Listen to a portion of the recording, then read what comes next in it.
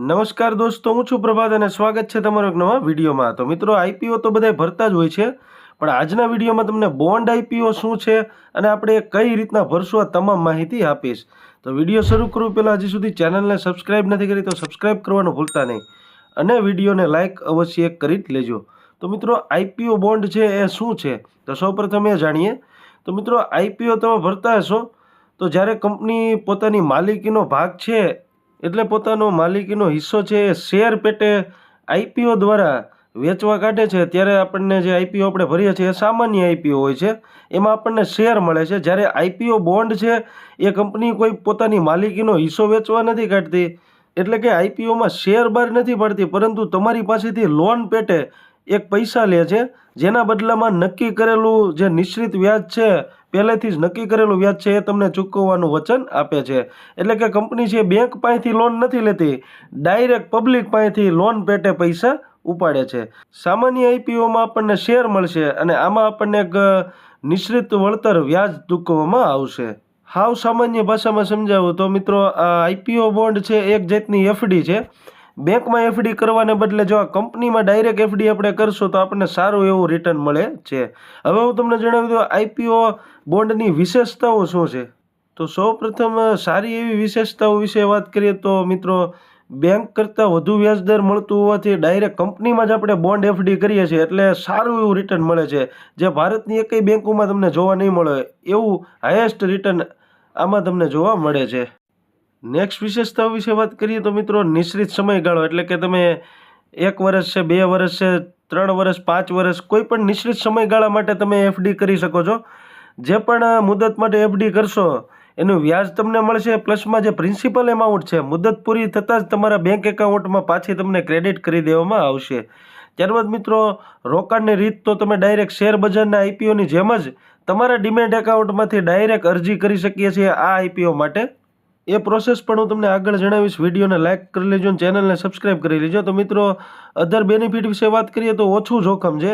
આપણે સામાન્ય આઈપીઓ ભરીએ છીએ એટલે કે શેરવાળો આઈપીઓ ભરીએ છીએ જેમાં આપણને શેર લાગે છે, એમાં મિત્રો આપણને ક્યારેક નફો પણ મળે છે અને ક્યારેક નુકસાની પણ મળે છે। શેરની પ્રાઇસ જો ઓછી લિસ્ટિંગ થાય તો આપણને નુકસાની પણ વેઠવી પડે છે, પરંતુ આમાં અગાઉથી જ જે વ્યાજ મળવાનું છે એ નક્કી હોય, એટલે કે કંપની નફો કરે કે નુકસાનીમાં જાય આપણને કોઈ ફેર પડતો નથી, વ્યાજ ચૂકવવું જ પડે છે। એટલે જે સામાન્ય આઈપીઓ કરતાં બોન્ડ આઈપીઓ વધારે સુરક્ષિત રહેલો છે। મિત્રો, લિસ્ટિંગ પૂરું થયા પછી આ બોન્ડને તમે સ્ટોક એક્સચેન્જ પર લિસ્ટ થાય ત્યારબાદ તમે વેચી પણ શકો છો। એટલે કે દાખલા તરીકે 2 વર્ષ માટેનું લીધેલું હોય અને 2 વર્ષ પહેલાં જ તમારે જો પૈસાની જરૂર પડી તો આ બોન્ડને તમે જેમ શેર આપણે વેચીએ છીએ એ રીતના વેચી પણ શકીએ છીએ। તો હવે હું તમને જણાવી દઉં કે આપણે આઈપીઓ બોન્ડ કઈ રીતના ભરવો। તો આઈપીઓ બોન્ડ ભરવા માટે આપણી પાસે ડીમેટ એકાઉન્ટ જરૂરી છે। મારું ગ્રોમાં ડીમેટ એકાઉન્ટ છે, તમે હજી સુધી ડીમેટ એકાઉન્ટ નથી ખોલેલું તેની લિંક ડિસ્ક્રિપ્શનમાં આપી દઈશ। સામાન્ય આઈપીઓ ભરવા માટે અને બોન્ડ આઈપીઓ ભરવા માટે નીચે સ્ક્રોલ કરશો જો પ્રોડક્ટ એન્ડ ટૂલ્સ તમને જોવા મળશે, આઈપીઓ અને બોન્ડની બાજુમાં જોવા મળશે। તો આપણે બોન્ડ પર તમારે ક્લિક કરી દેવાનું છે। જેટલા પણ હાલમાં બોન્ડ ઓપન થયેલા છે એ તમને જોવા મળશે। કોઈ પણ બોન્ડ આપણે આમાંથી ભરી શકીએ છીએ। જો અહીંયા ટકાવારી પણ જોવા મળશે કે કેટલું વ્યાજદર મળવાપાત્ર થશે એ બોન્ડમાં। અહીં તમે જોઈ શકો છો કે 3 હાલમાં બોન્ડ ઓપન છે, ત્રણેયમાં તમે એપ્લાય કરી શકો છો। જો એમાં કેટલું વ્યાજદર મળવાપાત્ર છે એ પણ નીચે લખેલું છે। 10% મળવાપાત્ર છે, 12.25% મળવાપાત્ર છે એક બોન્ડમાં। ત્યારબાદ આઈઆઈએફએલ છે એનો પણ તમે જોઈ શકો કે 9% જેવું મળવાપાત્ર છે ઇન્ટરેસ્ટ। એમાં તમે ગમે એની માથે આપણે ક્લિક કરશું ભરવા માટે તો અહીંયા જો તમને સૌપ્રથમ ઇન્ટરેસ્ટ જોવા મળશે, બાજુમાં જો સિરીઝ લખેલી જોવા મળશે, તો સિરીઝમાંથી આપણે ક્લિક કરશું એટલે એમાં ઘણા બધા ઓપ્શન તમને જોવા મળશે કે યરના ઓપ્શન જોવા મળશે। જો આ સિરીઝમાંથી ક્લિક કર્યા બાદ જો અહીંયા 9% તમને પહેલાં ઇન્ટરેસ્ટ જોવા મળશે, ત્યારબાદ ટેન્યોર કેટલા વર્ષ માટે તમારે મૂકવાના થશે, તમે જે પણ સિલેક્ટ કરશો એટલા ટાઈમમાં તમારા પૈસા બ્લોક થઈ જશે।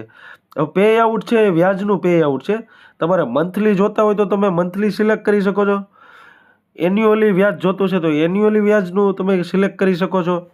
અહીં ઘણા બધા ઓપ્શન તમને જોવા મળશે। દાખલા તરીકે જો મંથલી વ્યાજ જોતું હોય તો તેનું 5 વર્ષ માટેની મુદત છે અને 8.65% જેવું વ્યાજદર તમને ચૂકવવામાં આવશે તમારી અમાઉન્ટ ઉપર.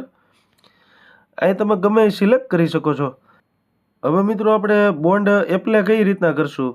તો મિત્રો બેક આવી જવાનું છે. અહીં તમને જો કેલ્ક્યુલેશન પણ જોવા મળશે કે દાખલા તરીકે મિનિમમ આપણે 10 યુનિટ લેવાના છે, એટલે કે 10,000 રૂપિયાનું ઇન્વેસ્ટમેન્ટ કરવાનું છે. મેક્સિમમ તમે ગમે એટલાનું ઇન્વેસ્ટમેન્ટ કરી શકો છો. જો અહીંયા આઈપીઓ બોન્ડની ડિટેલ તમને જોવા મળશે. આઈપીઓ ઓપન ક્યારે થવાનો છે, લિસ્ટિંગ ક્યારે થવાનું છે, તમામ ડિટેલ જોવા મળશે.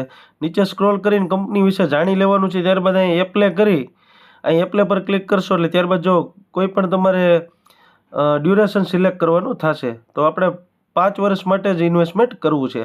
હવે જેટલા પણ યુનિટ તમે ખરીદવા છે, 20 યુનિટ લખશો તો 20,000 રૂપિયા તમારે ભરવાના થશે.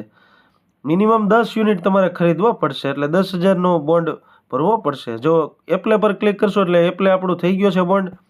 હવે મિત્રો સામાન્ય આઈપીઓની જેમ જ જો આપણે જે 24 કલાકમાં જે યુપીઆઈ આઈડી તમે આમાં એન્ટર કરેલી છે એની ઉપર મેન્ડેટ મોકલવામાં આવશે અને મેન્ડેટમાં તમારે જઈ અને પેમેન્ટ તમારે એમાંથી કરી નાખવાનું છે. ફોનપે કે ગૂગલ પેની જે પણ તમે યુપીઆઈ આઈડી નાખી છે એની ઉપર એક મેન્ડેટ મોકલવામાં આવશે. તો મિત્રો એ મેન્ડેટ કમ્પ્લીટ કરી દેવાનું છે. ત્યારબાદ જ્યારે પણ બોન્ડની લિસ્ટિંગ ડેટ હશે ત્યારે જો તમને બોન્ડ લાગશે તો ડેશબોર્ડ ઉપર તમને શો થઈ જશે. નકર તમારા પૈસા જેમ આઈપીઓની જેમ પાછા ક્રેડિટ કરી દેવામાં આવતા હતા એવી જ રીતના આમાં પણ તમારા બેંક એકાઉન્ટમાં જો તમને બોન્ડ નહીં લાગે તો તમારા પૈસા તમને પાછા મળી જશે. તો મિત્રો વિડીયોને લાઇક કરવાનું ભૂલતા નહીં, ચેનલને સબસ્ક્રાઈબ અવશ્ય કરી લેજો. Thank you for watching.